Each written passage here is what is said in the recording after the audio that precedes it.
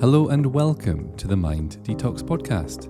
I'm your host, Sandy Newbigging. I'm a trauma-aware therapeutic coach and meditation teacher known for unifying therapy and spirituality, and I'm the author of 12 books, including New Beginnings, Mind Calm, and Mind Detox. I've also been teaching my insights and techniques via my award-winning academy for almost 2 decades. For this podcast, I usually share extracts from my Calm Clan community webinars. I'm also sometimes joined by guest experts for the occasional chit-chat. All so you can heal the hidden causes of anything problematic going on in your life, and so you can access more peace and enjoy the best life possible. I've been a monk and had to get myself out of a spiritual cult. I have a busy clinic with lots of fascinating clients, stories and takeaways. I'm usually creating a course or writing a new book, and I'm on my own journey of healing and knowing myself. So thank you for joining me for this episode. You never quite know what you're going to get, but I hope you get a lot from listening. And without further ado, let's begin.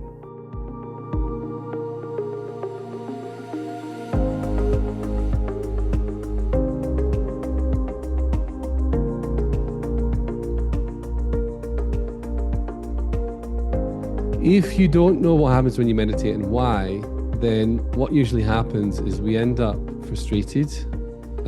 We start thinking that it's not working for us. And more often than not, people can actually quit the meditation. And that is a real shame because it's actually working, especially at the times when we think it's not. And that is the key here. If you've been following me for a while, you might know that I'm kind of interested in the mind-body connection. Have you come across that in me? The mind-body connection is always happening. I just had a little laugh there. And that is an example of the mind-body connection. A tear rolling down the face is also evidence of the mind-body connection. Shyness or embarrassment, getting a red face, is an example of mind-body connection. Irritation or getting annoyed about something that someone said or whatever might be or is an example of mind-body connection. The mind-body connection is always connected and it's always happening. Always. It's always switched on. It's always happening. And so it makes sense, therefore, to appreciate that the mind-body connection continues to be occurring when we're meditating as well. It doesn't just disappear and stop working when we're meditating. So we need to recognize the mind-body connection is in action when we are maybe in inaction and aiming to sit down, close our eyes and have a meditation. What we need to recognize is that when the mind and body are busy, we're just busy during our day or whatever, we start to meditate, we engage Gawo, the mind becomes still. And when the mind becomes still, the body starts to rest. Okay? It's a very natural mind-body connection response. Without all that mental activity, that mental engagement, all that thinking, all that past and future, and all that resistance and attachment and time and control and all that sort of stuff.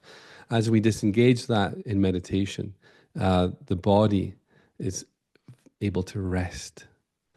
Now, what we know about the body is the moment it starts to rest, it wants to start to take advantage of that rest by healing certain things, releasing any accrued stresses that need to be released. Energies can start moving. Maintenance and repair projects can start being taken care of. Sorts of projects that just can't be done when we are in the stress response, when the sympathetic nervous system is activated. So the minute we disengage that and we access the relaxation response, we activate the vagus nerve, which is 80%, makes up 80% of the parasympathetic nervous system. The minute that's more active, we move into the rest, the healing, the rest and digest, it's sometimes called. We go into healing. Now, what we need to recognize about healing is it's actually an active process. There's activity occurring within the body when we're healing. And so as the mind becomes still, the body becomes to rest. But then after a little while, the body's going to want to start to heal stuff. Energy is going to start to move. Stress is going to start to be released. And that activity in the body is often going to be reflected in the mind. And we're going to have certain things happen, including, but not limited to, memories. Memories. Now, when we think of a memory, we can often assume that we can think about a memory from the past. And we can sometimes think that when I say memory, it can be like when I was 5 or when I was 15 or whatever. But memories also include what was happening just before you sat down to meditate. It includes what was happening that day or that week. Memories can be more recent. And so we can have a memory. And one school of thought is that, if kind of one or two stresses are being released, then that can show up as some kind of memory. Now, although it can be fun if it's a nice memory to take a jaunt down memory lane, we're not meditating to take jaunts down memory lanes. We can do that any other time. And so anytime you notice yourself caught up in a memory, you just want to recognize what's going on. You want to see it for what it is, and you want to be willing to let it go, even mid-memory, or should I say, especially mid-memory. You want to be willing to let it go and not feel the need to complete that thought, complete that memory to the end. And how do you let it go? By returning your attention back to the present moment, by returning to awareness, by hanging out where memories don't exist, which is the here and now, resting in the awareness that's aware. Okay, so you don't have to try to let go of the memory, because if you're trying to let go of the memory per se, your focus is on the memory. Your focus is, you can't let go of something while still looking at it, if that makes any sense. It's gonna, the having your attention on it keeps it active. And so you just withdraw your attention from it by placing it back to here and now. How do you do that? Well, Gawo. That's the process, isn't it? That's the calm procedure. Anytime you realize you're rubbing off somewhere else, you engage Gawo, and at some point you then move on to the next calm thought. So be willing to let it go, even mid-memory. There was something that I was it was a sign up in one of the retreats that I went to once, and it said, you never have to finish your current thought. And that was such an eye-opener for me when I first saw that. I was like, oh, I hadn't realized that. I thought that was some kind of obligation. I made a kind of a contract with my mind at some point that I had to finish every thought. But you really don't. And it's quite liberating not to feel the need to finish the current thought, especially if you can wake up in the middle of it knowing where that thought's probably going to take you. And if it ain't going to be a nice place, then you might as well maybe make a different choice. If quite a few stresses are releasing, quite a lot of healing and maintenance and repair projects are going on at any given moment, you can have abstract dreamlike experiences. Abstract dreamlike experiences. The theory goes that multiple stresses, kind of the mind's trying to make sense of that, and it can create an abstract kind of dreamlike experience. Again, even though it might be kind of entertaining, or like, why am I thinking about X right now? What's this dream trying to tell me? Instead of getting into dream interpretation, you can do that another time if you wish to. But for now in your meditation, I invite you just to be willing to let it go and return back to here and now. Okay, just let it go. It's a bit like the body is your body's like doing a clean out when you're meditating.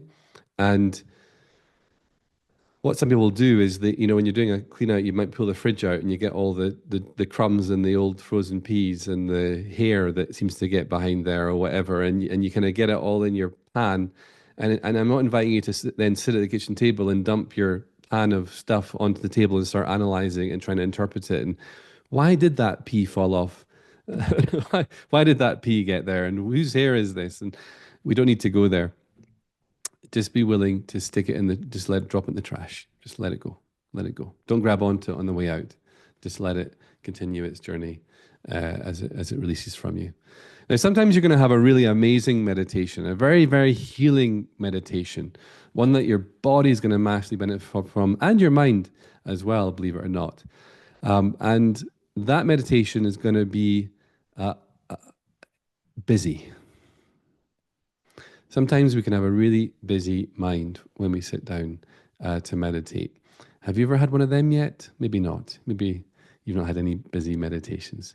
But sometimes we can have lots of stress releasing simultaneously, and it's just like someone's let off something in there, and it's just all going haywire, and it's throwing all these thoughts, and lots of thoughts when meditating can mean lots of healing. Lots of thoughts can mean lots of healing. So shift your relationship with that. A busy mind is a great opportunity to remember that we're not doing this meditation solely for peace of mind, but actually it's a great chance to practice peace and mind, peace with mind, being the observer and not being so caught up in the individual stories and thoughts and voice in your head that sounds like you, etc., etc. Now, one of the thoughts that we often don't see when we're having a busy mind is the voice that sounds like us, the voice in your head that sounds like you. That often is overlooked when we're having a busy mind. But it's really important that you look out for that voice whenever you're having a really busy meditation, because that voice is going to be usually judging the meditation. It's going to be judging how many thoughts you're having. It's usually going to be saying, this isn't working. I might as well just stop for now and try again later, or whatever. It's that voice that actually has a problem with the meditation. The awareness that you are does not care how many thoughts are passing through it, in the same way that the sky doesn't care how many birds or clouds, or the sky doesn't care about the weather. It's just the context from which weather occurs within. And you're the context within which the inner weather is occurring within. Okay?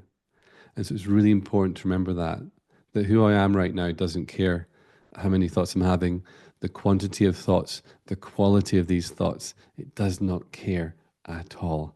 It actually doesn't have an opinion. It doesn't have an opinion. So if we're caught up with an opinion, we know we're caught up in our mind. We know we're caught up in ego. We're caught up in judgment. And usually from that judgment comes resistance. And that resistance is propelled forward and kept in place because we're attached. What we attach to? Our idea of what a good meditation is. We're attached to how we believe, what we believe should be happening. We're attached to what we believe, how we believe we should be feeling, and the type of thoughts we should be having, or no thoughts. Okay? Where there's an attachment. And that attachment and the resistance creates a conflict with the current experience, and there comes the frustration, there comes the self-doubt, there comes the belief that this isn't working for me, etc., etc. Okay? So, what are you going to do next time you have a busy mind? Celebrate.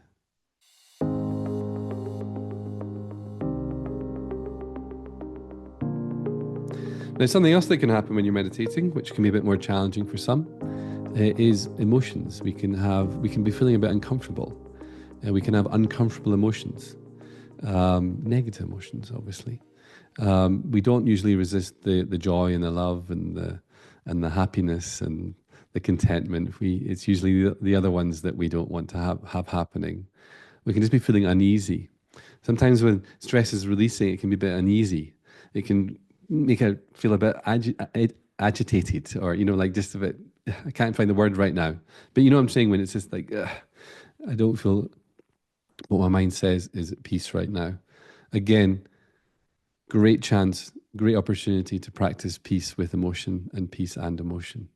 Great chance to practice that.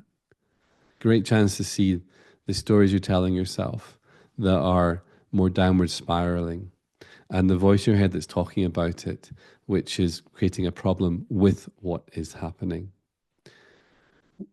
Why do you want to do this when all this stuff can happen? Well, because it's a wonderful opportunity to learn how to have peace with your mind, peace with your emotions. Because if you can practice it in your meditation, you're going to find that ability, that really rare skill to be able to peacefully coexist with whatever is happening, that rare skill starts to bleed out into your relationship with life itself, your relationship with things that are happening in your daily life. Okay? That's where you start to really see benefits in your life based on what you're doing in the meditation. You'll also find that if you've had a really busy meditation, but you've been willing to let it go, you've been willing to come back to now, you've been willing to use your calm thoughts and just go through the process, irrespective of what's going on in your mind, emotions, or body, you might find that by the end of that 15, 20, half an hour meditation, when you actually get up, your body's experienced a huge amount of rest. It can be really surprising. Anyone noticed that before? Like, you think you had a busy meditation, but when you get up from it, you're like, oh, actually, I do feel different. I do feel more at ease within myself, despite the meditation not necessarily being as I expected or as my mind would want. Most people go to the gym. I mean, some people love the gym, but a lot of people go to the gym not because of enjoying the gym, but on enjoying how it feels the rest of the day, having been to the gym or having been for that run or whatever. We want to engage meditation in a similar practice and a routine like you would engage maybe something that you don't necessarily enjoy at the moment always, but you enjoy the benefits around the edges for the rest of the day. Have that kind of mentality with it. The worst thing we can do is show up with this: I have to have no thoughts, I have no emotions, I'm only going to experience peace kind of mentality. That's where we're going to get tripped up. Other things that can happen when you meditate is that we can have physical sensations, we can have twitches, itches, passing pain. Sometimes the body does what the body does. Some people have reported back to me old injuries just flaring up for a few moments and then going away. Some would suggest that is actually the trauma of the injury finally releasing, and it happened all by itself. You couldn't force it, you didn't make it happen, but the body's finally releasing the trauma of that injury or illness or whatever. So we can have physical things happen. Talking of physical, we can fall asleep. Anyone here ever fallen asleep when meditating, or is it just me? Anyone fallen asleep here? We can fall asleep when meditating. Fine. As long as you're not sitting down to intend to, then let the body do what it needs to do. I make the distinction between sleeps and meeps.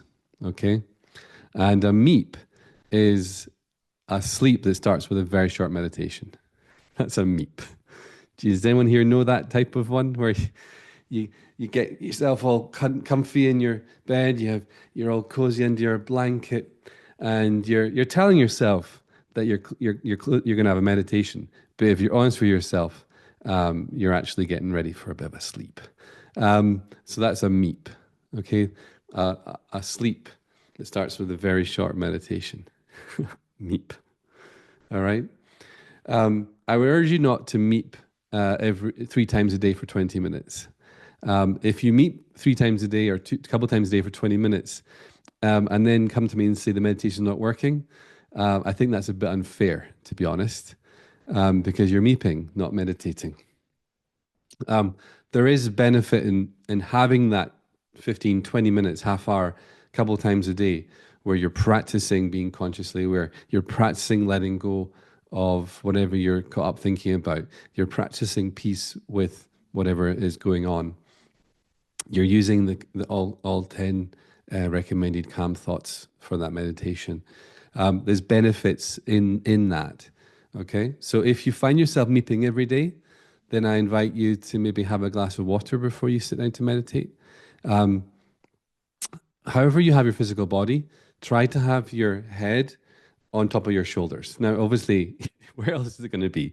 But what I mean by that is the more back or forward your head goes, the more likely you're going to get a foggy meditation. You're more likely going to fog out and go to sleep and have a meep. Okay? So the more back your head is, the more forward your head is, even side to side, you're more likely going to fog out. So you kind of want to have, even if your body is laying out, have cushions and pillows and stuff, so at least your head is front facing, sitting relatively upright. That's a really helpful thing. You're also going to find you're going to have a more alert and less thinking meditation if you're more with that head position, all right? Um, I'd rather you have a quality 15, 20 minutes than a foggy, sleepy, uh, zoning in and out hour. But you're like, I'd meditate for an hour. I'd rather you had a really crystal clear and aware 15, 20 minutes than a foggy one. Okay. Now, another little top tip for not falling asleep so much is you want to observe the sleepy thought. When I was doing my residential meditation teacher training, we would be invited to be meditating all night. And I really got to practice day in, day out, night in, night out, recognizing when my mind would go, yeah, I think I might have a little nap now. I'm feeling really tired. And if I followed that thought, if I identified with that thought, if I was the thought instead of seeing the thought, you know how I say, see it, don't be it? If I was not seeing that thought, but I was being that thought, I would more likely drift off into sleep. But if I observed the thought and let it go, surprisingly, I would just keep on meditating. Now, I'm not saying you do that in your daily life. I'm not inviting you to meditate all night. I was doing a particular residential retreat and I had nothing else to do with my life at that point. I was just on the retreat. But it did show me that even sleep can be a thought sometimes. Okay. I also got to see during that process that just prior to falling asleep, I usually identified into the cozy, peaceful feeling. I identified into that. And if again I could observe that instead of identifying into it, I wouldn't drift off into sleep. These are all little top tips that you can play with if you find yourself sleeping every time and you want to play with it. But I'm not telling you that you're never allowed to sleep again. Sleeping is very important. So keep going to sleep. And there's nothing to say you can't have a wee star jump, if you like yoga, a wee sun salute or something that's going to make you a little bit more physically alert prior to sitting down to do your meditation. Okay, a couple star jumps or whatever. It's all right to do that. Because we're looking to practice being aware. We're closing our eyes to wake up. We're closing our eyes to wake up. Really, really important to remember that. We're not closing our eyes to fall asleep.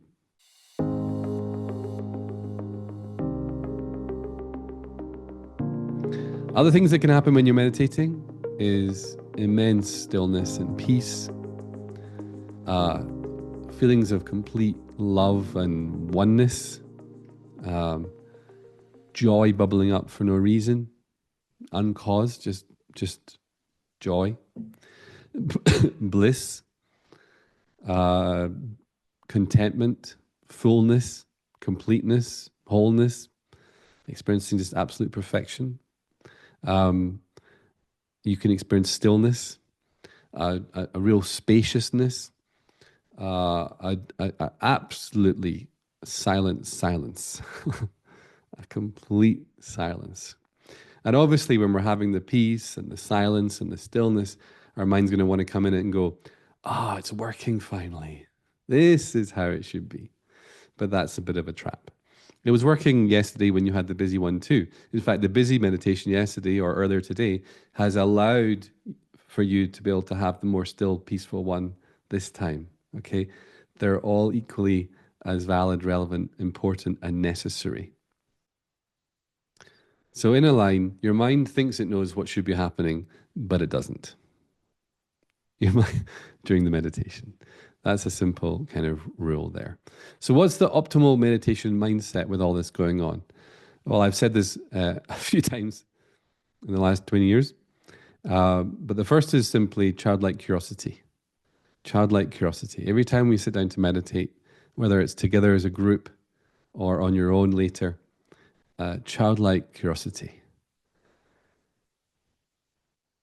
Void of expectations. Childlike curiosity. It's like you're sitting down and you're like, what's going to happen this time? And you're curious.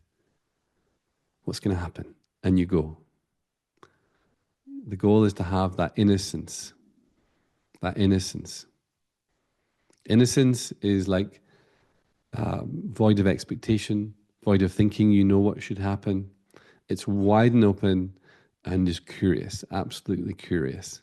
And with that innocence um, comes less resistance, less attachment, less time, i.e., bringing in past experiences to this one.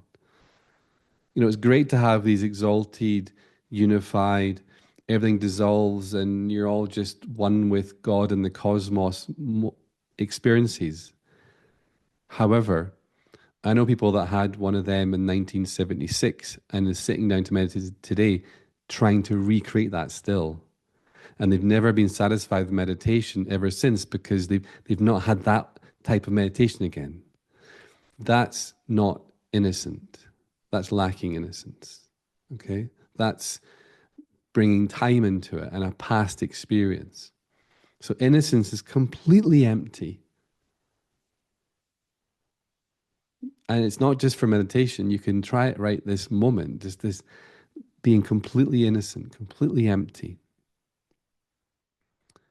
The more empty you become, the more void of the small self you become.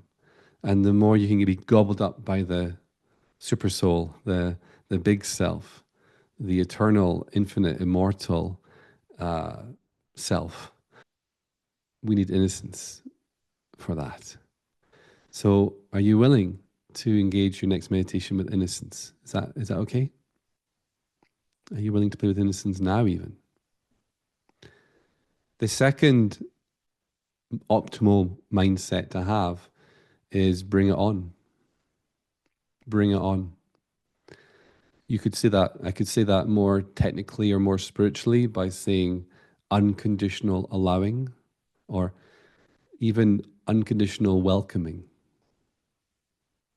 Allowing still feels like there's, well, I hate it, but I'm going to allow it. Not even that.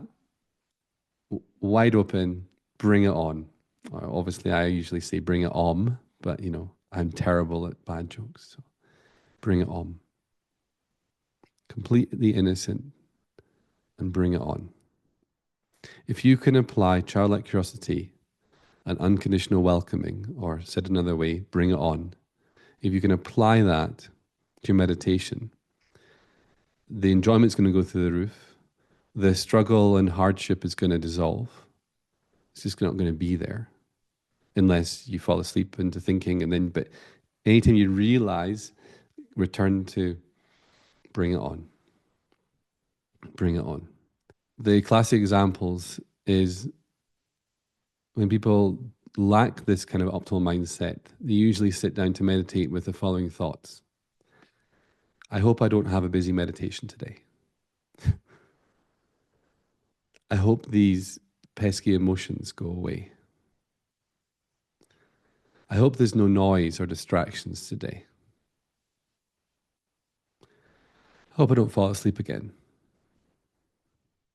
I hope no bad memories crop up. I hope no physical sensations happen. Do you recognize any of them at all? They are the fast track to frustration. They're the fast track to frustration. Okay? Hopefully, if you've heard what I've shared today with this little pep talk, is bring it on if it's a busy meditation.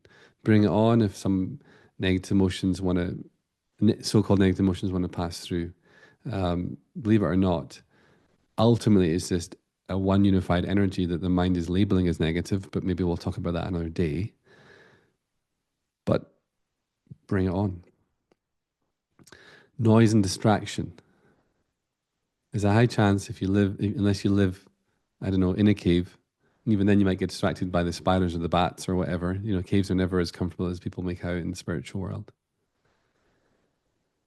There's going to be some sort of noise and distraction at some point. But if you're really aware, you were already asleep just prior. By sleep, I mean you weren't aware just prior to that distraction. So the distraction, although the mind judges a bad thing, actually helped you return to being aware again. So actually, there's no such thing as really a distraction. There's just little things that wake you up again, and that's actually a good thing. But if we don't recognize them as doing that, we usually go straight into a mental judgment about it and then start resisting it because we're attached to the perfect and meditating environment, blah, blah, blah. And before we know it, we're just caught up in a story, we're caught up in resistance, we're caught up in our mind, and we're asleep, not having unconscious thinking. So there you go. Childlike curiosity, unconditional welcoming. And what do you do when you're going to sit down to meditate? Well, you want to sit and let everything be as it is. That's your goal. You want to sit, close your eyes, and let everything be as it is. Rest in and as the awareness that is already fully present. Rest in and as the awareness that's already fully present and aware of everything that's occurring. Because it doesn't care what's happening. It doesn't care. If you are caring about something, ask yourself, who cares about this? Who cares? I'm talking about during meditation, okay? Because you're practicing a different thing than the rest of your day, when your eyes are open and you're engaging life. That might be different lessons for that. But when you're meditating, sit and let everything be as it is. Can you play with that? Are you willing to play with that till next time? You're going to see your mind, and that's a great thing. You're going to see all the opinions your mind has. You're going to see all the judgments that your mind gets up to. You're going to see the expectations that it has. You're going to see when the reality is bumping up against your idea of what should be happening. And we want to see all of that because we're doing that for the rest of our day as well. We need to see that habit. We need to see the mind in these more intentional moments. And it's going to help us become much more aware of it in the rest of our day, but also break the habit. Break the habit. So there you go. How is that? I know that if the Claires here, they've been around for a while and are qualified commologists. You just heard a couple of the lectures in that course in the MindCam coach training as well. But I just feel like it's still helpful to hear. I don't know about you, Claire, but it's still helpful to hear. And it's such a subtle thing, and we can just pick up these old things of thinking some certain things should be happening when I meditate, and we lose that unconditional nature. And that's what we have already. We have an unconditional nature. And we're about learning to rest into that. And then from there, once we mastered that, we're learning to balance that and being human. And that's where the discernment comes in, where we know when to interfere in life and when not to, as opposed to just chronically controlling and chronically interfering with everything.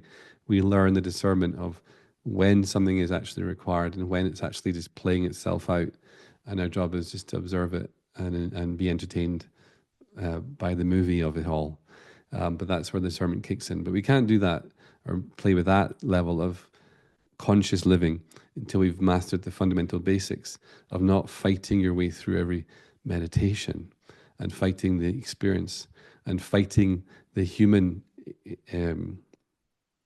phenomenon that is inevitably is going to be happening as long as we're in this human body.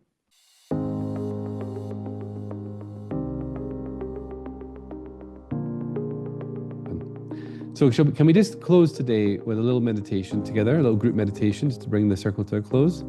And today we're, perhaps unsurprisingly, because we're springing into spring, we're going to end just by using the MindCam thought of Om Joy. So we're just going to use Om Joy today. So I'm going to guide you through that, okay?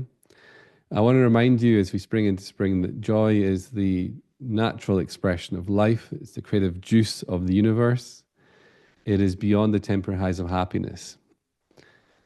Please do not confuse joy for happiness. Happiness is usually because of something.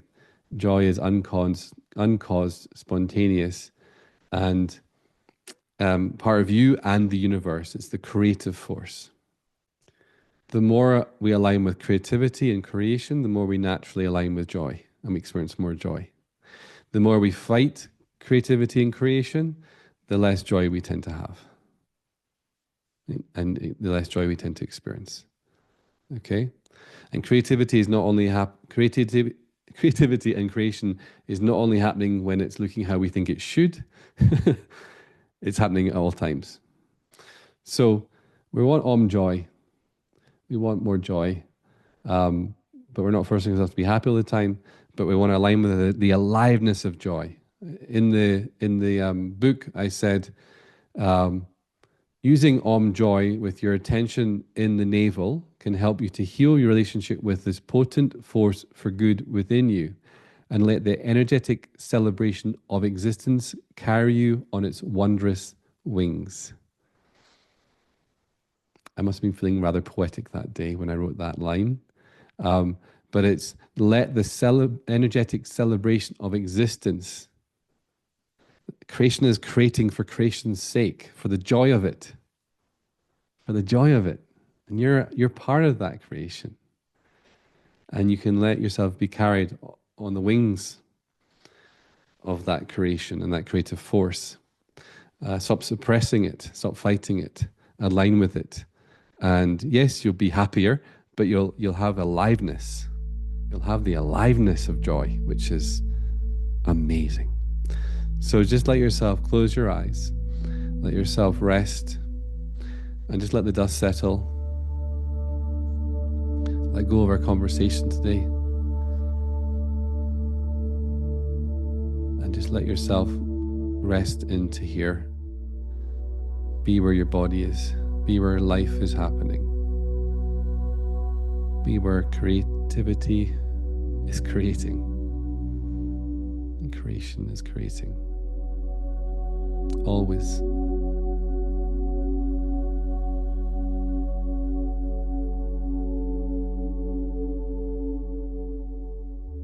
And just rest. Gently aware. Wide and open.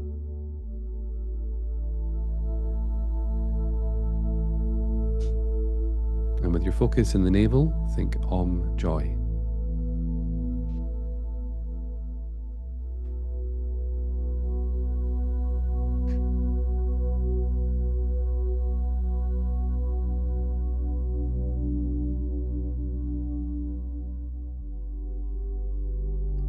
Gently aware, wide and open, with childlike curiosity and unconditional welcoming.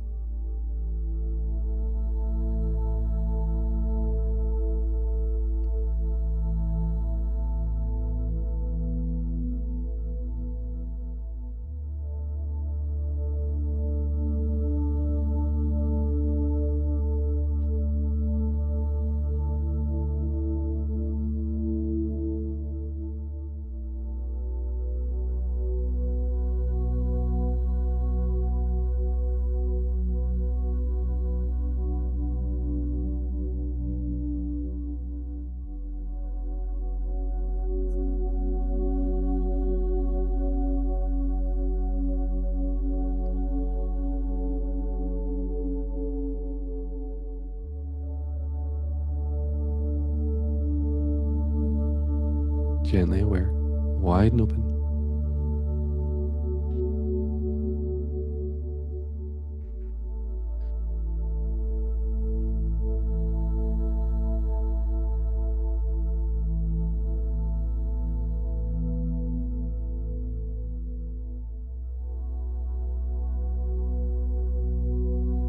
And the focus in the navel, Om joy.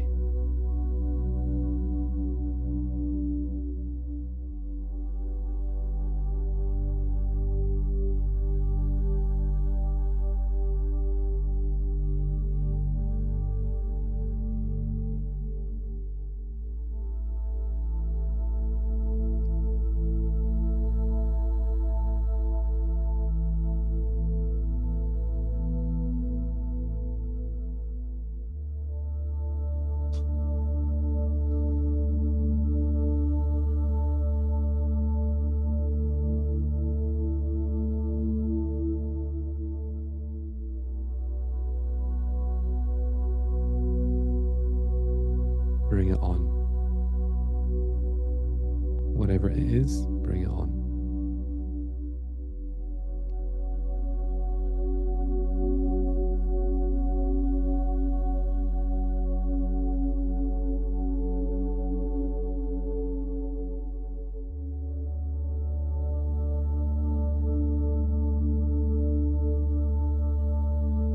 The joy and the freedom from having no expectations right now about what should happen.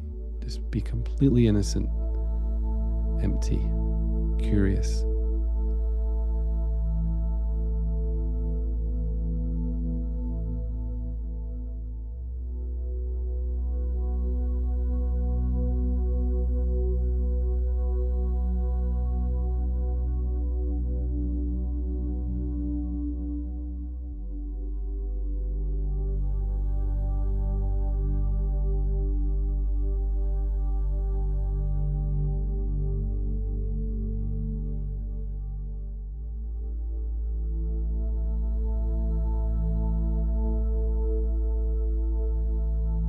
Focus on the navel. Think Om, joy.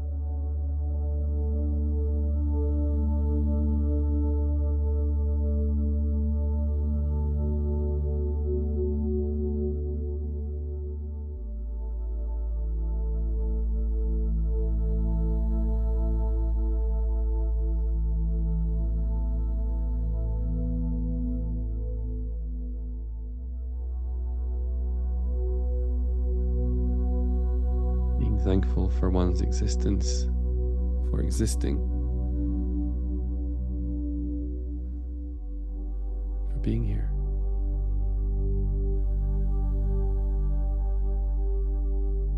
Able to witness and experience creation creating all around you, within you.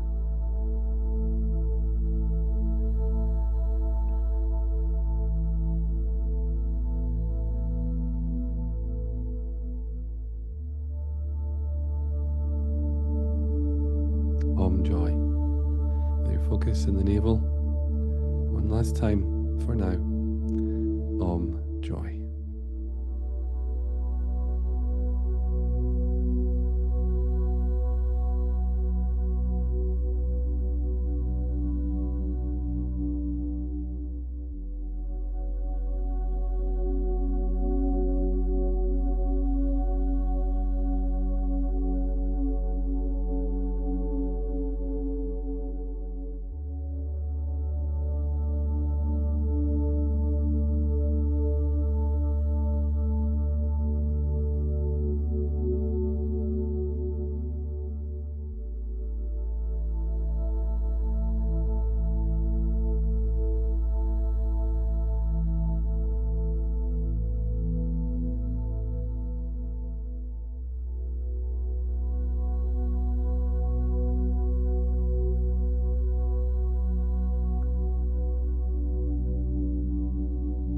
Time to bring this little meditation to a close. When you're ready, just slowly open your eyes.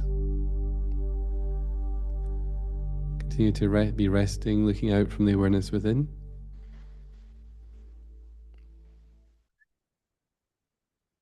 A couple of lines from Kamkir. Life is happening, aka creation is creating. We can't deny it, however hard we might try. There's a bit of a little joke in there. We can't deny it, even though we might be trying to deny it. We might be resisting it. There are many opinions on the purpose of life. Some say it is to learn how to love or to be a service to our fellow man. Scientists have offered an array of hypotheses, including procreation, survival, and evolution of the species. While spiritual teachers have suggested the purpose of life is to know thyself and to wake up to enlightenment, all these purposes are valid and have merit and relevance here. However, if we begin by bringing it back to basics without beliefs or opinions, one thing for sure is that life is happening. And we only get to hang out on this earth for a very limited time. It makes sense, therefore, to aim to experience as much of life as humanly possible. Om Joy. Bring it on. Innocence. Don't limit the moment with your expectations. Be wide and open and curious. What's going to happen now? That's how we open the doorway to more. What's going to happen? We get really small, and life gets small if we're just expecting all over it. Projecting or expecting all over it. It makes sense, therefore, to aim to experience as much of life as humanly possible. And the question, therefore, is, are you willing to experience all of life or just some of it? Are you willing to experience all of life or just some of it? Are you willing to experience all of your meditation or just bits of it? If you can master it in the meditation, you're going to master it in your life. And the freedom and the joy and the peace and the connection and the flow and the creativity, the magic that happens when we're no longer denying and resisting is epic. It's amazing.